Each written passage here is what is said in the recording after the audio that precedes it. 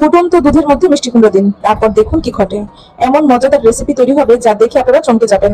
ফুটন্ত দুধে মিষ্টি কুমড়া দিয়ে মজাদার রেসিপি কিভাবে তৈরি করছি তা দেখতে এবং জানতে হলে আমার আজকের এই রেসিপিটি সম্পূর্ণ দেখুন এবং আমার সাথে থাকুন। প্রথমেই প্যানের মধ্যে 1 কাপ পরিমাণ দুধ নিয়ে নিলাম। দুধ খুব ভালোভাবে ফুটিয়ে নিয়েছি। ফুটন্ত দুধের মধ্যে 1 কাপ পরিমাণ মিষ্টি কুমড়া দিয়ে দিলাম। তো মিষ্টি কুমড়াগুলোকে ছোট ছোট টুকরা করে কেটে নিয়েছি। তো এখন আমি দুধের সাথে মিষ্টি কুমড়াগুলোকে খুব ভালোভাবে সেদ্ধ করে নিব। মিষ্টি কুমড়া খুব ভালোভাবে সেদ্ধ করে স্প্যাচুলার সাহায্যে এভাবে করে মিশিয়ে নিচ্ছি। তো দেখেন কত সুন্দরভাবে মিষ্টি কুমড়াগুলো সেদ্ধ হয়েছে। তো খুব ভালোভাবে দুধের সাথে মিষ্টি কুমড়াগুলোকে মিশিয়ে এরপর আমি এই প্যান থেকে এই উপাদানগুলোকে একটি বাটির মধ্যে উঠিয়ে নিব।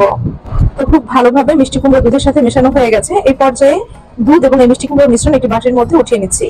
তো এই মিশ্রণের মধ্যে এই পর্যায়ে দিয়ে দিব 1 চামচ পরিমাণ ইস্ট, 1 চামচ পরিমাণ চিনি এবং 2 টেবিল চামচ পরিমাণ সাদা সয়াবিন তেল।